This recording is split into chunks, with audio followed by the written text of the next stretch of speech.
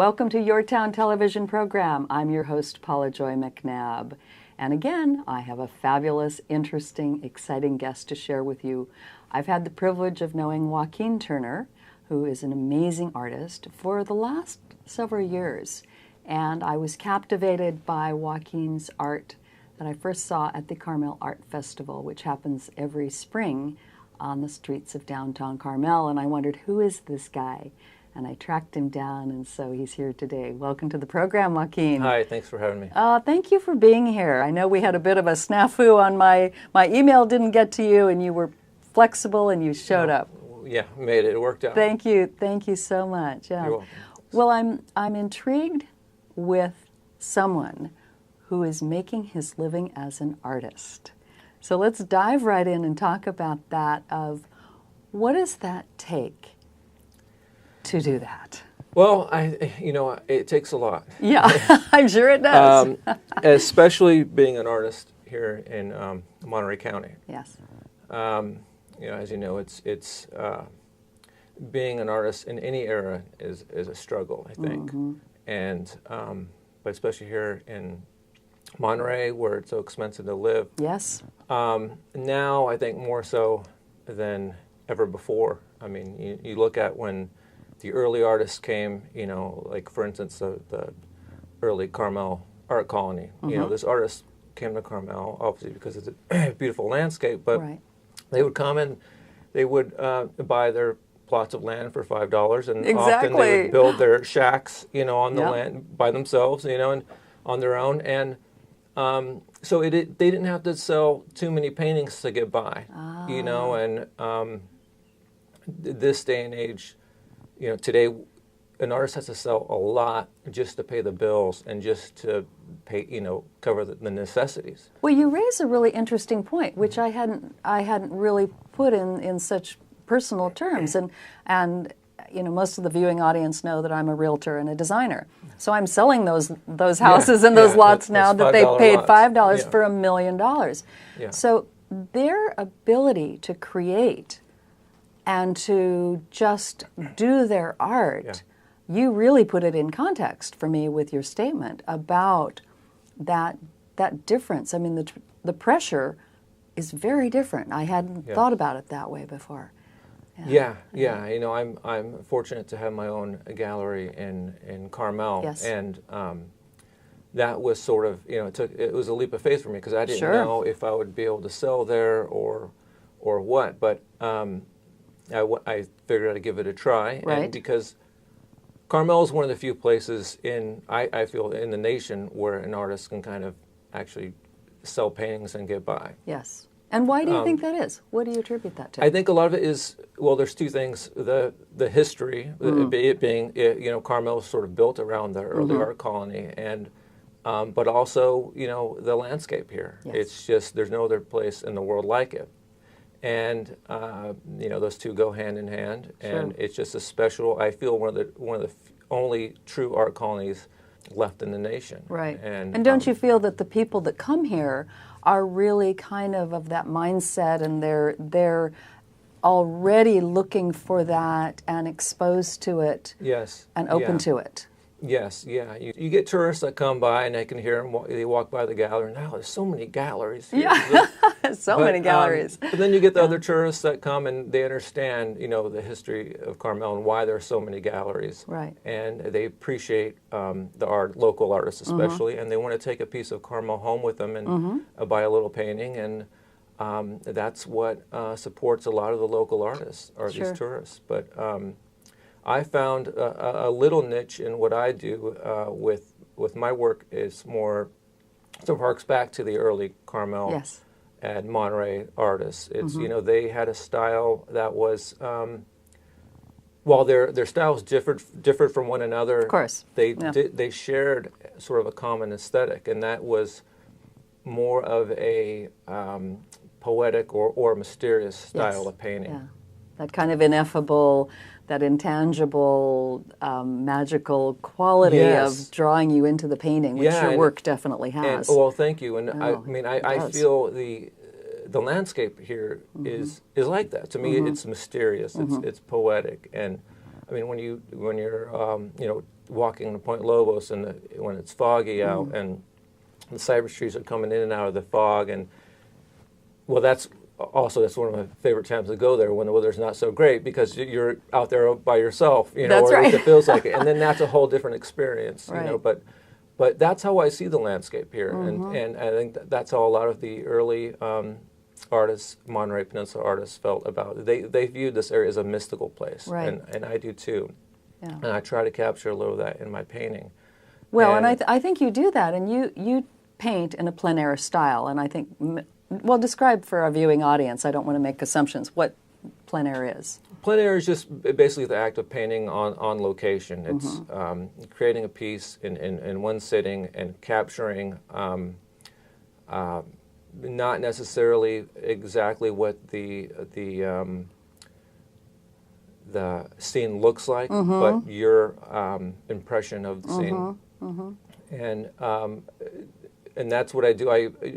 Even my large studio pieces, I don't tend to work from photographs, because I was going to ask you if you did or not, because I know Yeah, different no, artists. I use my, studies that Okay. I do on location most of the time, and they're usually 8 by 10, 9 by 12 smaller studies.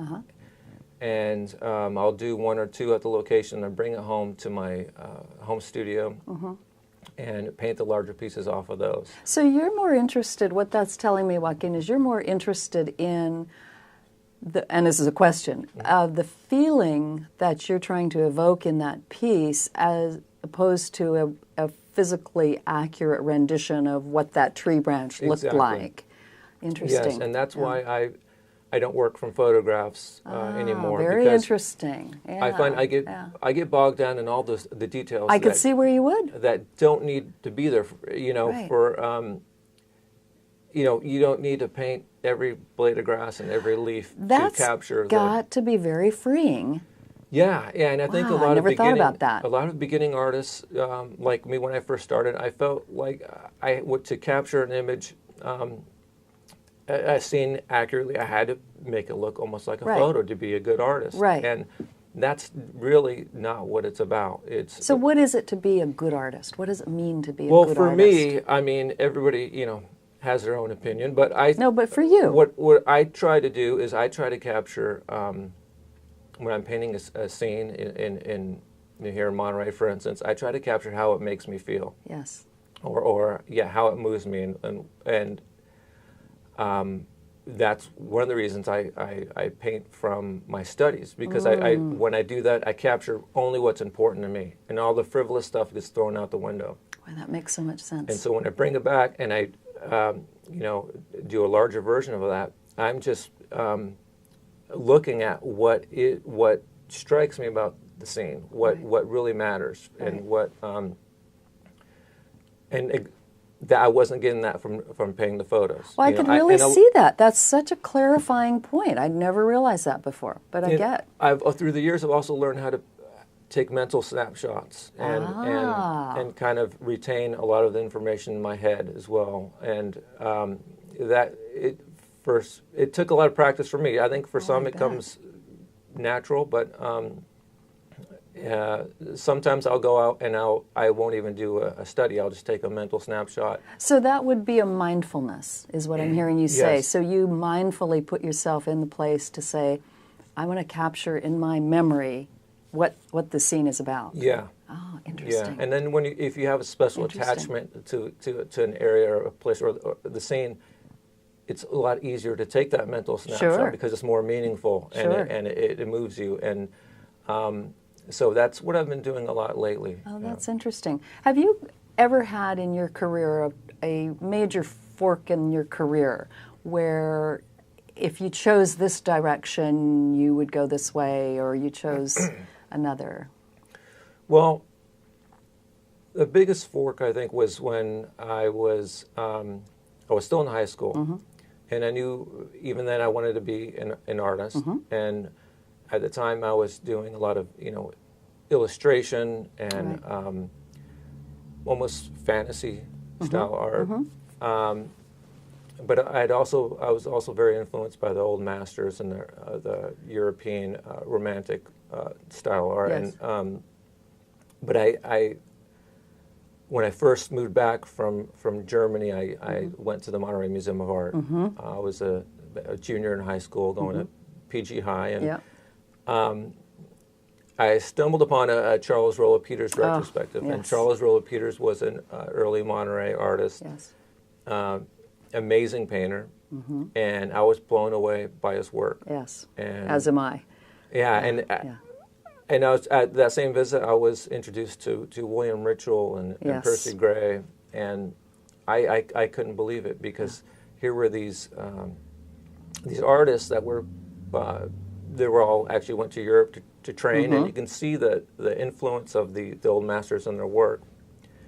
But yet they were painting the local landscape, and there's my true passion.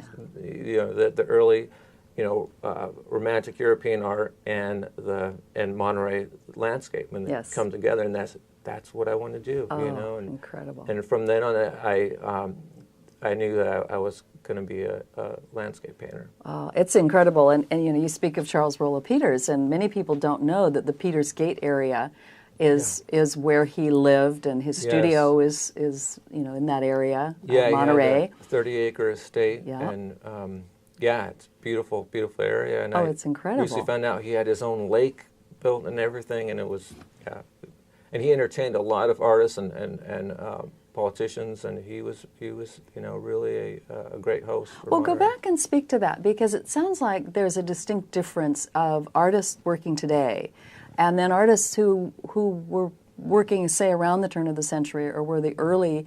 It sounds like they were able to live abundantly at that time. Do you think that has to do with just how they were perceived, or costs, or? Well, I think people appreciated art in a different way back then.